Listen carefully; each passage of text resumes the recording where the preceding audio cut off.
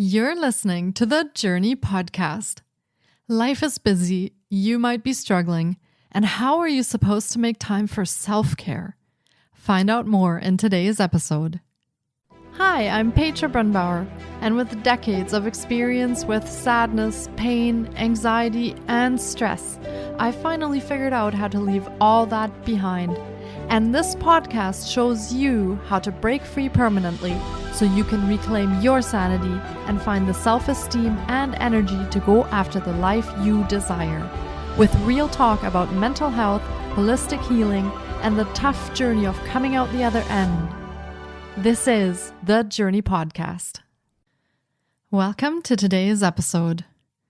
Especially when we get busy, self-care seems to be the first thing we give up on. Family, school runs, work, and the household can take up nearly all hours of the day. Not much time or energy is left to take some time to care for ourselves.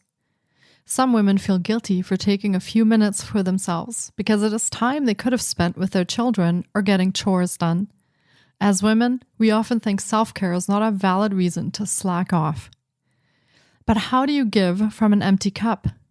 How do you care for your loved ones when you are exhausted and run down? Self-care is not really an option. It is an essential part of caring for your physical and mental well-being so you can take care of your loved ones. Today, we explore just how important self-care is with busy mom of four, Michele Riechman. Michele is an expert health coach and personal trainer with her doctorate in physical therapy. She helps moms who have put themselves on the back burner finally get in shape, fit back into their clothes, and optimize their metabolism without dieting so they can increase their energy and feel confident in their bodies. Here is my interview with Michele Riechman.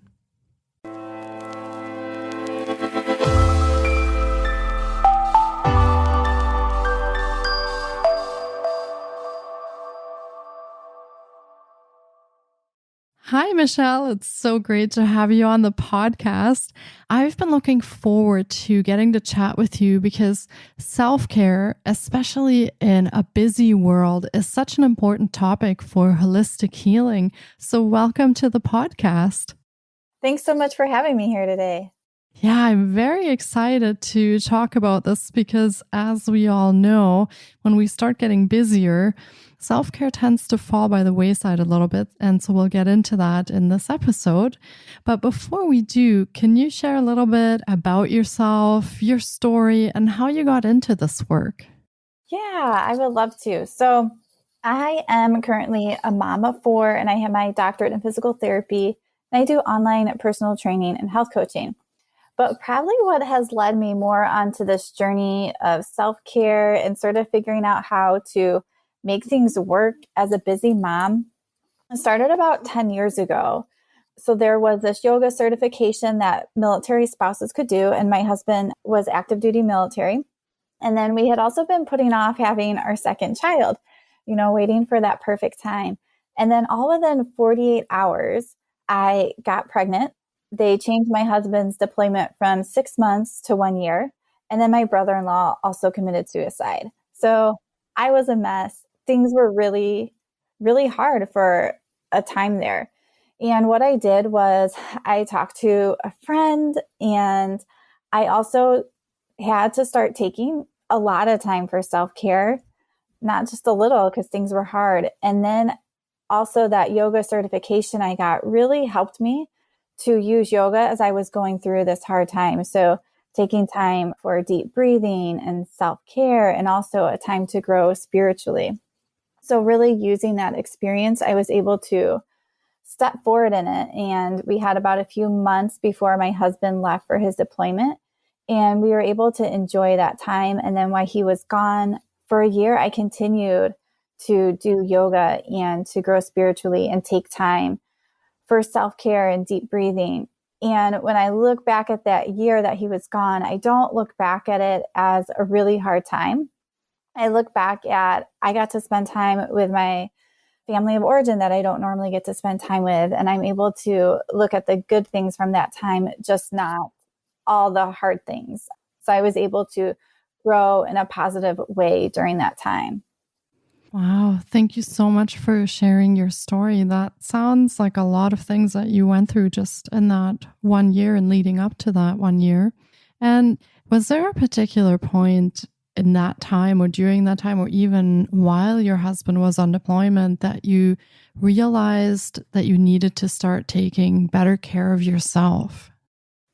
Yeah, I think it was sort of a few weeks after we found out all that stuff and things started to settle down is I had to start making time for myself because I think it gets so easy as a mom or whether you're just a woman, working and living your life, it gets really easy to put yourself on the back burner and not make time for it because everything else seems so important. You have all these other pressing things that need to get done. So I started just taking really small steps forward. So maybe small yoga workouts, maybe small minutes of deep breathing or getting outside or walking or making sure I was connecting with other people. So I really just used simple ways and small ways instead of having big ways that took a lot of time that I didn't have time for, just finding those little pockets of time. That's really good advice. And we'll talk a little bit more about that in just a bit. I did want to ask you, during that time, I would imagine that you felt quite a bit of stress and possibly also some anxiety around everything that was happening. And did you find that self-care helped you alleviate some of the mental health distress that you may have been going through? Do you find that self-care is an important part of helping with that? Yeah, I mean, anxiety was super high, especially in those few weeks right after. And I also started it as a time to read some books and sort of grow as a person.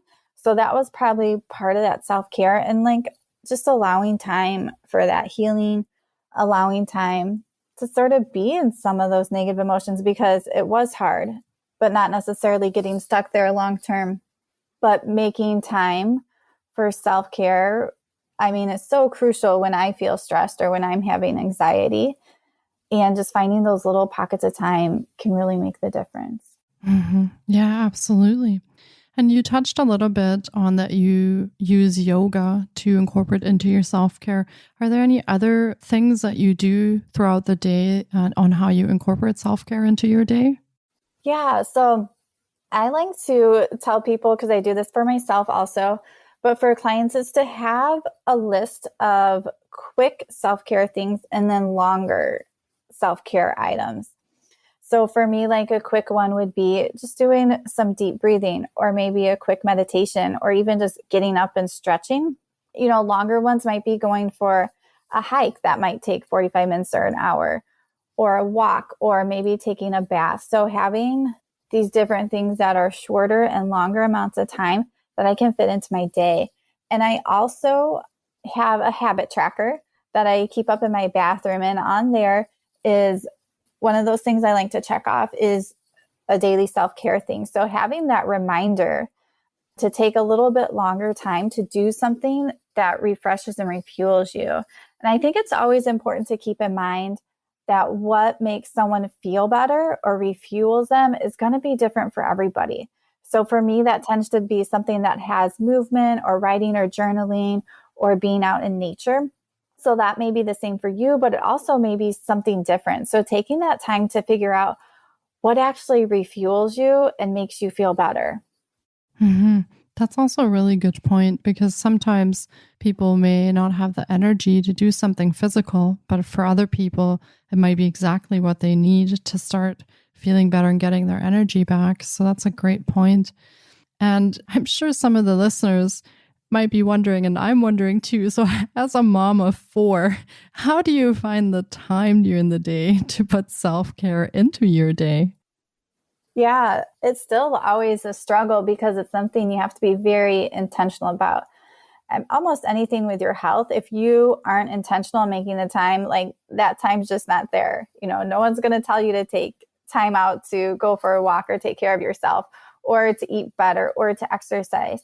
So being very intentional and taking where you are right now and what you need in your life and sort of figuring out one or two things that you need to work on consistently to get you there.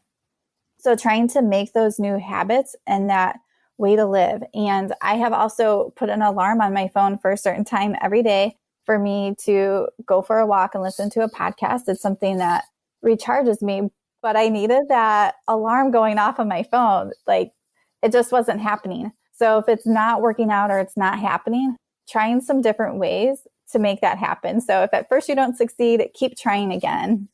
Yeah, that's a good point. I do hear that very often that people just don't have time for self-care. And I love how you are highlighting how important it is to find that time. And even if it's just short little pockets, to make sure that we have self-care in our days and in our weeks and months to sustain us when times get difficult or when we have a lot of emotional things going on. It's really, really important that we have those things that recharge us. So with that, I was also wondering, what kind of differences do you notice if you forget to do the self-care or you don't have time or you don't do the self-care? Do you notice any differences in how you feel or how you act throughout the day? Oh, absolutely. And, sometimes it just depends what's going on in life. So if it's a season where there's a lot more going on, it's really easy to notice it. And it's also in those seasons where you have a lot more stressors that you need even more time.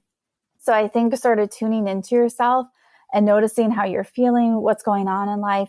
Do I need to actually make more time for self-care? Can I get away with a little less?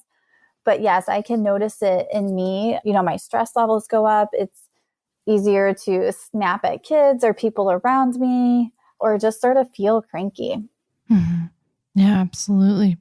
And I'm curious, for people who might have one or several children, does self-care for you mean that that is me time and that's exclusively your time? Or do you sometimes involve your children in your self-care as well? Yeah, that's a great question. So I am a very strong introvert. So for me, most of my self-care time needs to be by myself and be alone. I sort of need quiet. I need to escape a little bit. But there's also things, even as a pretty strong introvert, that I can do around my kids. I think as a parent, it gets really easy to be serious and it's cooking, cleaning, or getting kids to do schoolwork, but also making time for fun with them. So I like to go out for a walk so I can invite my kids to go with me, or maybe they want to play tag or have a Nerf gun fight. And it's a little bit different, but I usually still feel better after that. And especially having fun with kids is just a nice way to sort of feel good in that relationship and feel good in yourself. So it probably depends a little bit on personality, but I think for most moms, you probably do need a little time away by yourself. Hmm. Yeah, that makes sense. So you get a little bit of that me time to recharge yourself. I Mhm. could imagine that having self-care time with your kids can be very fulfilling, but probably also a little bit stressful at the same time. Yeah. And do you currently work with clients on self-care or how to incorporate self-care into their lives? Do you have anything that you could share about that, how you work with people or what people could expect if they worked with you? Yeah, so I work with each client individually, so it depends on their needs. So with my personal training I do online, so I work with clients to create habits. And typically with clients, we're only picking 2 to 3 habits to work on at a time. So whether that is with nutrition or self-care or sleep or drinking more water, it depends on that person. And we just start with 2 or 3 because that is what people are most likely to stay consistent with. So figuring out something that they feel confident that they can do 90% of the time is where we're going to start. And then we'll build on from those habits from there. So some people need to work on sleep. And this is a big one I hear from some clients is they notice a big difference when they are intentional about going to bed earlier and getting enough sleep. Some clients, I also offer quick meditations that are about 2 minutes. So some clients find those really helpful. And also just working with some clients about finding this time and making this list of quick self-care and longer self-care and really helping them to find what refuels them. Because when we're refueled and we have taken care of ourselves, we're also more likely to take care of our health in the sense of our nutrition and our exercise. So that can be a really good foundation to start at. Yeah, that's great. So on the point of the self-care, do you find it difficult to stick through that having 4 children? Like, do you find it difficult to eat properly and to kind of follow all of those habits and incorporate that into your day? Or do you have little tricks on how you keep that going? Yeah, I wouldn't say there's any magic trick, but I really focus on sustainable health. So I focus on things that I can keep doing that eventually become habits. So I don't really do any diets per se or, fasting or keto. I focus on just making my nutrition sustainable. So trying to get more vegetables. And there are seasons where I'm eating more vegetables and probably eating a little healthier than others. But overall, most of the time I'm eating whole foods and eating healthy because it's just become a habit. A lot of people struggle with breaking that sugar addiction or stress eating. And sort of when people can work through that, then they're able to work on their health more, and getting protein and vegetables all becomes a little bit easier. So even as a mom of 4, I try to keep it simple. So when I work out, I'm typically only working out for 15 or 30 minutes plus going on walks. So typically when I walk, it's not necessarily exercise. It's just a time to get movement in, get outside. And that's more of my mental health break. And then my nutrition, I'm just keeping it really simple. So trying to eat whole foods. I do a lot of crock pot meals, freezer meals, just really simple meals. So we're not taking a lot of time to make a meal or, prepping it all at one time, but that we're still eating a lot of whole foods. Mm-hmm. So definitely what you're saying is that the self-care can be fitted into a family of 6, which you guys are, and it can be fitted into a very busy day, even with 4 children. So there's really no excuse not to take care of yourself. Yeah. And especially if someone hasn't been exercising or doing something, you want to start slow. So whether it's with self-care, exercise, or nutrition, starting with 5 or 10 minutes and letting your body adjust, just starting to develop the habit and get used to this is going to be my routine, and then bumping it up a little bit.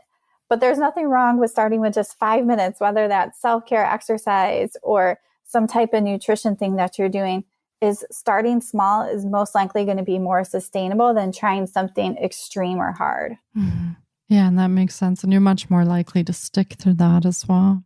Mm-hmm. And one thing that I hear very often with moms is that they feel a bit of a sense of guilt when they take time for themselves, because they sometimes feel like that time should be spent with their children, or it should be spent taking care of their children.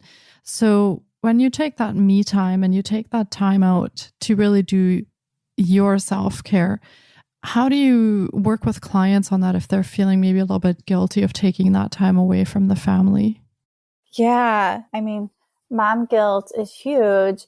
And I think a lot of times if you can take the time to reflect and sort of try out some of the self-care and notice how you're feeling, a lot of times you're going to show up as a better mom. And I also think people parent differently, but we also want our kids to be independent, to play on their own. We want our kids to be able to maybe get their own snack. As they get older, maybe they can do their own laundry. And also teaching kids to be independent and have these life skills is huge. And as moms, a lot of times we want to do so much for them because it feels good and we feel like the mom and like we should, but also helping to build our kids up to be independent and to have these life skills. And then just being intentional about talking to them each time, spending time with them, maybe having a special date once a week or once a month, but just being intentional about that time you spend with them, but also looking at how you feel when you do have self-care, how your kids feel when they are independent with something or when they're growing or learning something they can do around the house. Mm-hmm. Yeah, that's a really good point. I do feel like very often it's hard to fully show up for other people, and be that our family or our friends or even our work, if we're not really filled in ourselves. And so it's really important to take that time to make sure that our cups are full, because otherwise it becomes really, really hard to be there, physically and emotionally for family and friends. So that's a really great point. And also another really great reason that everyone should be taking some time during the day for self-care, even if they're very busy or they have children and a family to take care of. It's still really important to take that time for yourself and make sure you care for yourself. Now, can you go over some of programs or services that you offer so that our listeners could get a feel for how they could connect with you in their healing journey? Yeah, so I offer online personal training. And in this, I work with clients one-on-one and I set up customized exercise programs for them. So it's a program that they can do on their own, but it's customized for them. So they're going to have these little video clips of me showing them how to do exercises correctly, full yoga classes. If they want the meditations, we put those in there. And we also work on habits because habits are what create sustainable change. So like I said earlier, habits are going to vary for everybody what they need. And then I'm able to check in with my clients throughout the week on this app and really help to move them forward. And I think when a lot of people start to work with someone, they start to stay consistent and then they're able to see that success in their exercise, nutrition, self-care, or weight loss, whatever they're looking for. And it really just provides that feedback like, oh, I'm struggling here. We're going to a party and I don't know what to do. And when you have someone to talk through those struggle with and figure things out, you're able to move forward faster. Or same thing with self-care. When you're sort of stuck in your self-care or it's not refueling you or you're having trouble getting it in, when you can sort of talk with somebody, you're able to move forward a lot quicker than when you try to figure it out on your own. Mm-hmm. Absolutely. And that's really great that you provide that support to them in your services. Because as you said, sometimes fighting the battle on your own, it's very much harder than it has to be. So thank you so much for sharing all that. And we will be linking to all of Michele's offerings in the show notes as well. So you can check those out for links on how to get in touch with her directly if you'd like to work with her. And this has been an incredible episode. And I really hope our listeners have enjoyed the journey into self-care and really recharging your batteries as much as I have. It has been fantastic chatting with you on the podcast, Michele. Thank you so much for coming on today and taking this time to speak with me. Yeah, thanks so much for having me. And also for any of the listeners, we have a coupon code down below, Journey20, where they can save 20% off for 3 months of this personal training. That way, not only are they getting started, but they have it for 3 months so that they can start to stay consistent and see changes. Wow. Thank you so much for offering that to our listeners. I really, really appreciate that. Thank you. Yeah, you're welcome.